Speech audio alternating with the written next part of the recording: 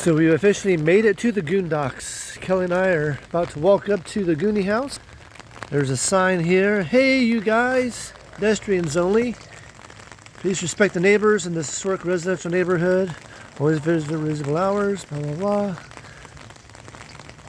Awesome.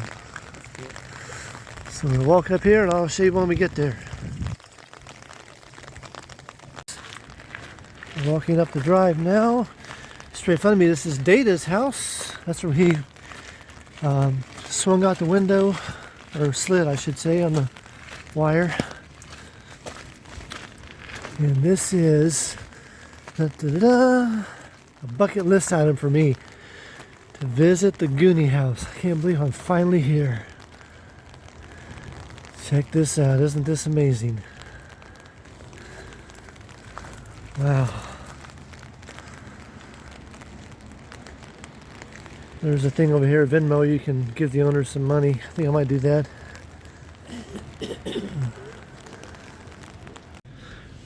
Okay, this place here you might recognize. This is the school from Kindergarten Cop. So we're driving by this here. This is John Jacob Astor School, Elementary School, from Kindergarten Cop. Alright, the house directly in front of us. This is Mouse House. From the movie, remember the police chase was going on. He was up in that window right up there in the kitchen watching the police chase. His dad told him to turn the TV off. And he hit the TV and the sound kept going because it was coming from the actual police chase coming up this road. But that is Mouse House. Alright, our next Goonies location is the Astoria Coffee House. This is where the kids went in the beginning of the movie. Parked their bikes right here, went inside. And over here, across the street, is where Rosalita crossed the street in the beginning credits. So we're going to go in the Astoria Coffee House. See what they got. There's One-Eyed Willie in the front window. Let's go inside and see what they got.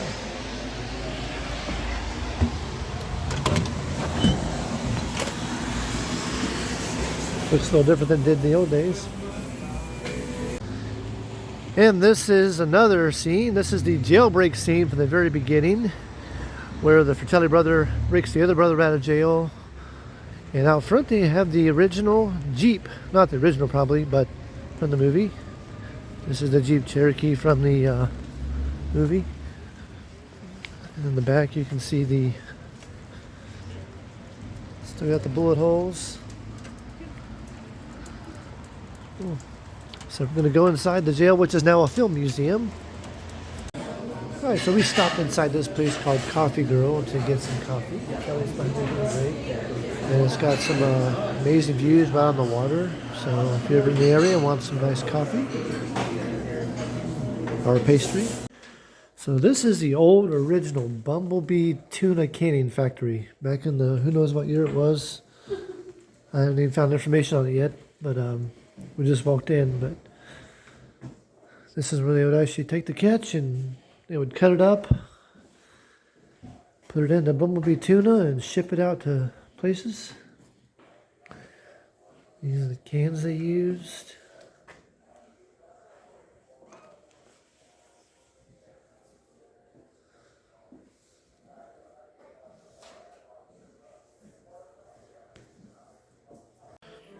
More of the cannery.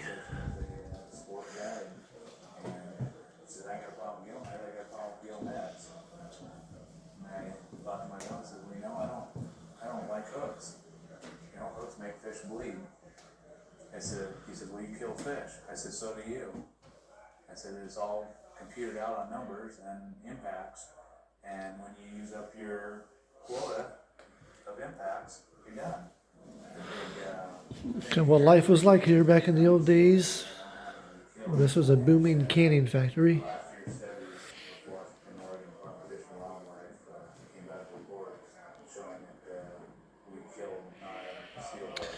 Probably looks something like that. All the boats pulling in their catch every day. Imagine standing, all these women in the room cutting up seafood all day long, putting them in cans. This was one of the old freezers they used to pack the stuff in here, in this room.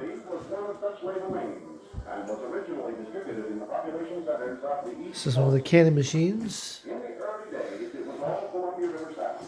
Chinook salmon, a species that's called king in Alaska, and bluebacks. This is awesome. Superb salmon caught at the start of their freshwater run spawning grounds.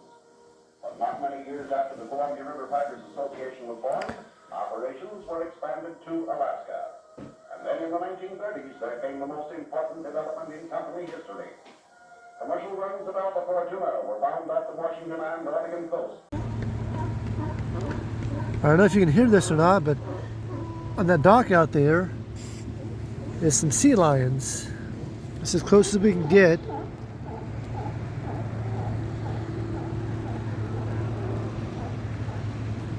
So I'm gonna zoom in a little more, as close as I can zoom in.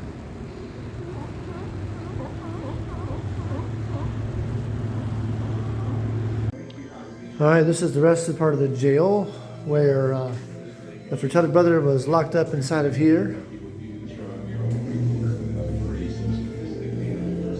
He was hanging in here in the cell, just like this, on the pipe, if you remember right. And he had a sign on him that said, "You schmuck, do you really think I'd be that stupid to kill myself?" And he pulled the pipe back down off the wall, and they made their escape from the jail.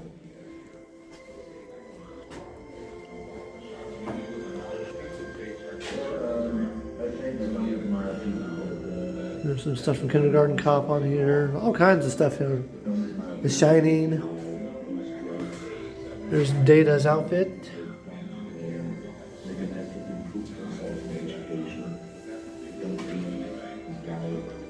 So this is the Favell house, or Favell mansion, whatever you want to call it.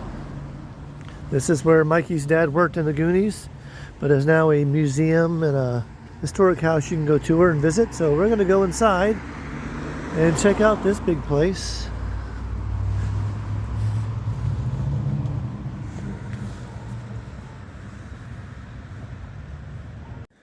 Here we are inside the Favell house. This is the kitchen, this old refrigerator.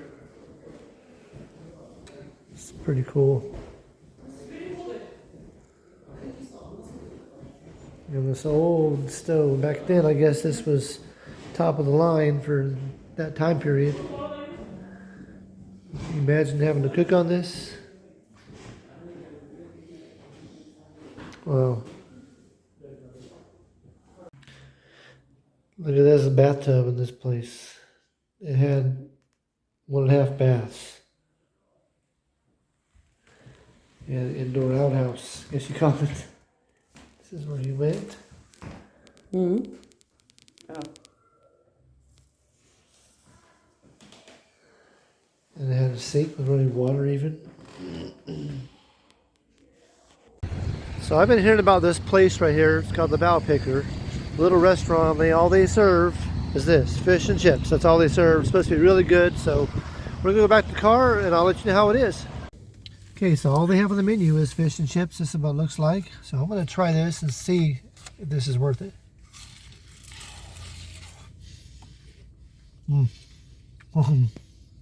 That's pretty good. Really good. Very good. Delicious. You come to Oregon, go to Bow Picker or Bow Picker. All right, so this is the yard of the short circuit house. They got some little fake ducks over there, just like the movie had, but they're not real. And the movie had a raccoon, and so instead they got a little raccoon here to go on the porch. And this is the part where Ally Sheedy comes around here and she hears barking, and Beasley is up on this little piece of roof right here. And this is where Johnny Five comes rolling around the corner.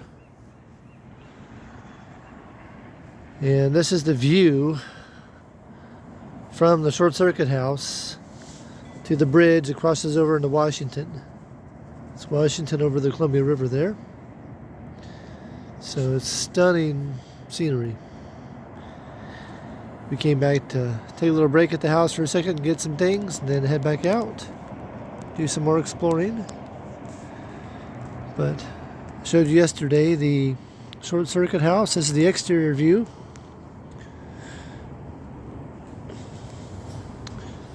We'll back around the front again so you can see it. There's our car we rented. They recreated this house the best they could to the original movie set, I guess you call it. And this yard over here had the goats and stuff in it, in the movie. There's an elk right in the middle of the road. A cow elk.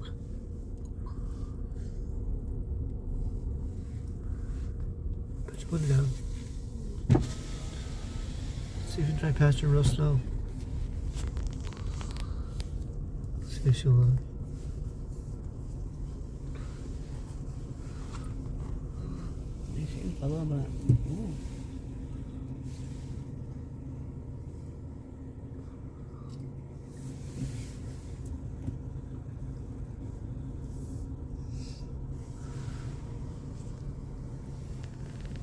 Hello.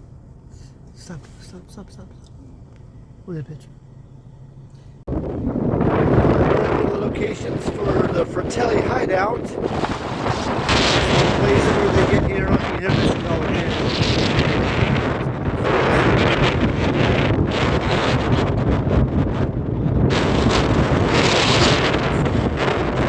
Couples film here too.